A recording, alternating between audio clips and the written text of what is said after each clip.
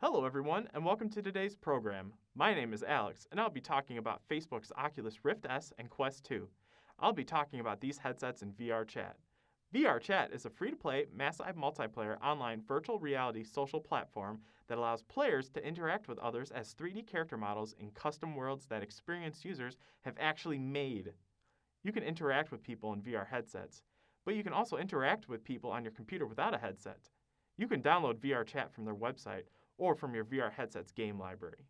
I have already chosen a pre-made world and a pre-made avatar that Vrchat has provided. I'll be giving this presentation in Vrchat. Now, let's log in. Hello everyone, and welcome to today's program. I am currently in Vrchat to give a better experience into what type of VR headsets you can get. A few general tips that can be used with any type of tethered and non-tethered headset. The first one is you can actually buy prescription lenses for your headset. If by chance you wear glasses and want a more immersive experience, you can actually get these lenses to be placed in there. Now, if you have a tethered headset, I suggest getting a wall-powered USB port. The reasoning about this is the amount of power a headset requires may not be getting enough from a computer, so errors may come up.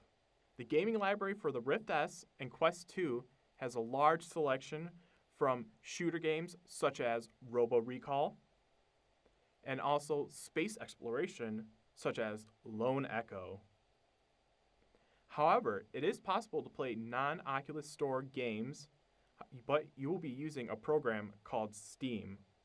Steam is an online platform from game developer Valve where you can buy, play, create, and discuss PC and VR games. The platform hosts thousands of major developers and indie game designers alike. Though setting up Steam VR can be tricky if you're a beginner at this, so please be aware. Now, let's talk about the Rift S. For the Oculus Rift S, you will need a gaming PC. That is extremely important. Due to the incredible amount of computing power, the games need to be playable. One of the takeaways you need to know about this headset, it will be discontinued and replaced completely by the Quest 2 at the end of 2021. If you are able to get it for cheap, it is a great tethered PC VR headset.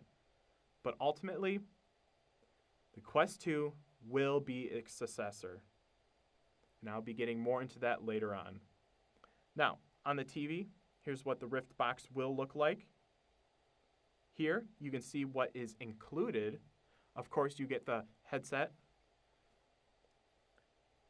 the controllers, the cable, and also, at least for myself, it was really nice because it came with a converter to be plugged into a laptop. So then I'm actually recording this on my laptop. Now, here's a nice 3/4 side view of it. It is a pretty comfortable headset. I've played longer in it than what I should have. And now here's a full side view of it. Now, let's get into the pros and cons. So, for the pros, it has accurate motion tracking for both the headset and the controllers, a great software library, amazing inside-out tracking. And if you don't know what inside-out tracking is, the Rift has cameras placed around it, and it can actually track the room itself. So after doing some calibrations, you're able to play your game.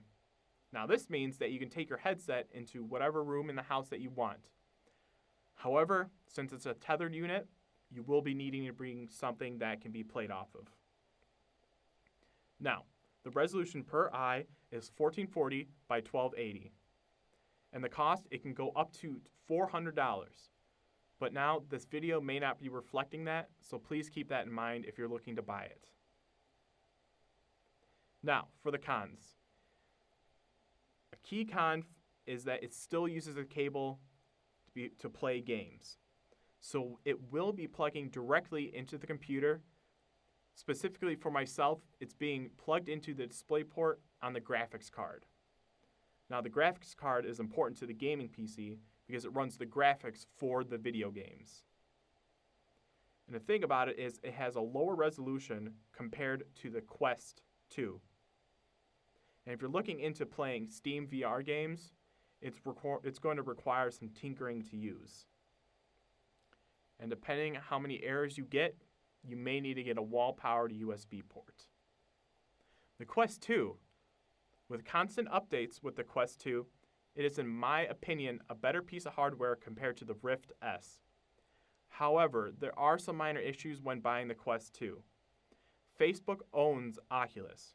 With that, when you buy your headset, you will need to link a good standing Facebook account. That means it does not have a fake name or false age. You can actually check if your account is in good standing in your settings.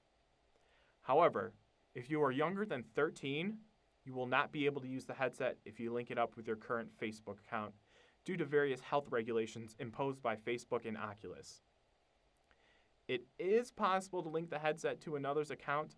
However, if you do so, you're risking Oculus deactivating your Quest, which turns it, in other words, into a paperweight. If you're fine with linking your Facebook account to your headset, this is a great, affordable, introductory, all-in-one VR headset that is on the market. What you may not know about the Quest, it can actually be connected to your computer to allow to play PC-only games. Now, with the cable, you have access to Rift VR games. This is one of the reasons that Oculus will be making it their main VR headset. Now, here you can actually see the resolution improvement from the Quest to the Quest 2. It is considerable. Now, let's take a closer look at the Quest. Here we have the Quest 2 in the box. Now here's a nice picture out of it. Here you can see a nice close-up of it. Now this is something very important you need to know. You may see people taking pictures or using their Quest outside, but don't do that. The reason is the sun will actually damage the various sensors in the headset. So after a while playing outside, you actually see these black dots on your display, and that is from the damage the sun has caused. Now let's get into the comparison of the pros and cons. What's nice, it has no cables. So it is an all-in-one VR headset. So depending on the games, if it's a game that is not a PC VR game, then you're able to play it on the headset. It has great inside-out tracking and even has finger tracking. It has a sharp display, a powerful processor, and very accurate motion tracking. Now, like I said earlier, you can actually connect the Quest 2 to the computer by using a PC tethering accessory.